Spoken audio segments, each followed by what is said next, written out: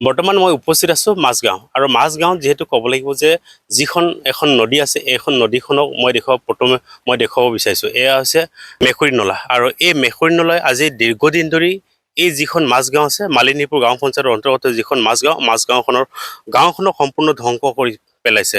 এয়া সম্পূৰ্ণ এটা মৰুভূমিত পৰিণত হৈছে। এখন নদী আচলতে এই নদীখনে প্ৰত্যেক বছৰে গাঁওখনৰ যি ৰোৱা ধানৰ পৰা আদি কৰি ইয়াত থকা যিবিলাক শাক পাচলি সকলোবোৰ নষ্ট কৰি পেলাইছে। এয়া হৈছে সম্পূৰ্ণ এটা ঘৰ। এই ঘৰখিনি মই দেখুৱাইছোঁ। এই ঘৰখনত এতিয়া মানুহ ইয়াত নাথাকে, যিহেতু আপোনালোকে নিশ্চয় মন কৰিছে এক বালিময় পৰিৱেশ আৰু ইয়াতে পলস আৰু বালিয়ে পুতি পেলোৱাত এই গাঁওখনত যিসকল এই যিখন মাজগাঁৱত থকা যিখন পৰিয়াল, এই পৰিয়ালসকলে ইয়াৰ পৰা ইতিমধ্যে নিৰাপত্তা এখন স্থানলৈ গুচি গৈছে। সম্পূৰ্ণ ইয়াত আপোনালোকে নিশ্চয় মন কৰিছে এই মেকুৰী নলাৰ চৌদিশে কেৱল এতিয়া বালি আৰু পলসে পুতি ৰাখিছে। মই ইয়াৰে স্থানীয় লোক আছে, তেওঁৰ পৰা আমি কথা পাতিম পোনে পোনে। দাদা, আপুনি নিশ্চয় গাঁৱৰে হয়? হয়, মই গাঁৱৰে হয়। এই নদীখনৰ অৱস্থা বহুত বেয়া। আমাৰ আগৰ 95ৰ পৰা ইয়াত নদী অলপমান বাঢ়ি গৈ আছে। আমাৰ প্ৰায় 150-200মান পৰিয়াল ক্ষতিগ্ৰস্ত হৈ আছে। আমি প্ৰতি বছৰে চৰকাৰক জনাওঁ, মাতি আনো, মণ্ডল আহে কেতিয়াবা, তাৰপাছত কোনো নাহে। MP-ক মাতি জনাওঁ, তেওঁৰ নিজৰ পঞ্চায়ত, তেওঁ জনাইছে হ'ব বছৰেকত 3বাৰমান আহিম বুলি কয়, কোনোবাই নাহে। আৰু ইয়াত কোনো ফালৰ সুবিধা নহয়। আৰু সীমামূৰীয়া ইয়াত আমাৰ যিটো সীমা, এতিয়া ইয়াত সীমা লগাব নাই, তাত সীমা লগাটো সেইটো থিৰাং কৰা নাই। আৰু সীমাও দেখুৱাই দিয়া নাই আৰু আমাৰ ইয়াৰ ৰাস্তাৰ জেগাটো দেখুৱাই দিয়া নাই। হয়তো আমি ইয়াত থাকিম নে নাথাকিম নে, এইটো মৰুভূমি হৈ গৈছে। সেই বিষয়ে চৰকাৰে অকণমান সুবিধা এটা দিব পাৰিলে আমাক অলপ ভাল লাগিলে হয়, আশ্বাসন দিব পাৰিলে। আৰু আমাৰ ইয়াত যিমানখিনি মানুহ আছোঁ, মানুহৰ অৱস্থা, গৰুৰ অৱস্থা নাই, খাব পৰা নাই।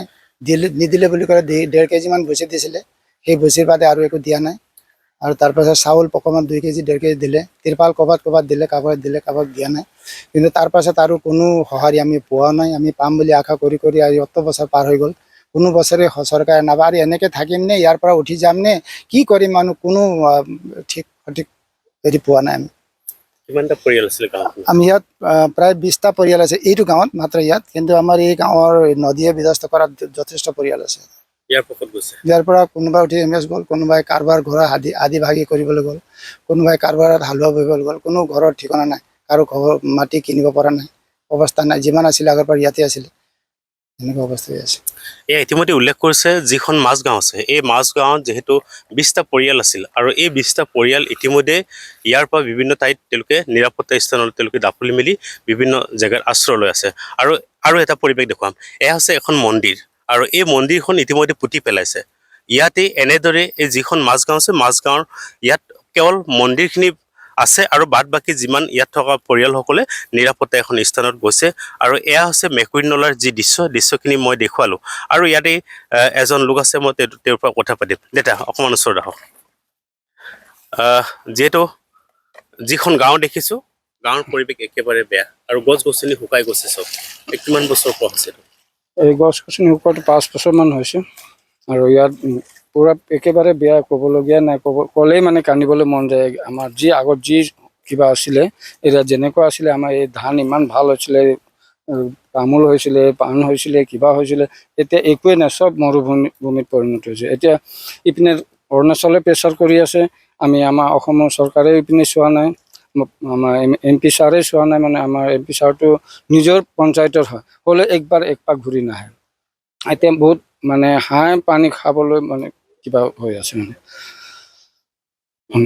ৰোৱা মাটিও যিমান মাটি আছে এইটো চব ধ্বংস, মাটি পুতি পেলালে চব। এতিয়া জংঘল এইটো দেখিছে চাগে, চব জংঘল হৈছে ইয়াত যে এনেকুৱা সমস্যা আছে, নদীৰ সমস্যা জনাইছে নাই বিধায়ক বা?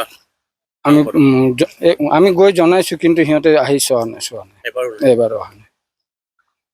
MP অহা নাই, MLA অহা নাই। MLA-কতো আমি দেখিয়ে পোৱা নাই। আমাৰ ইয়াত ইমান ব্যৱস্থা হৈছে, ইমান পানী ডুবি গৈছে, চব ঘৰ গুচি গৈছে, মানে চব ঘৰত ডুবাই গৈছে, কিন্তু MLA ছাৰ আৰু MP ছাৰ ইয়াত ঘূৰি চোৱা নাই।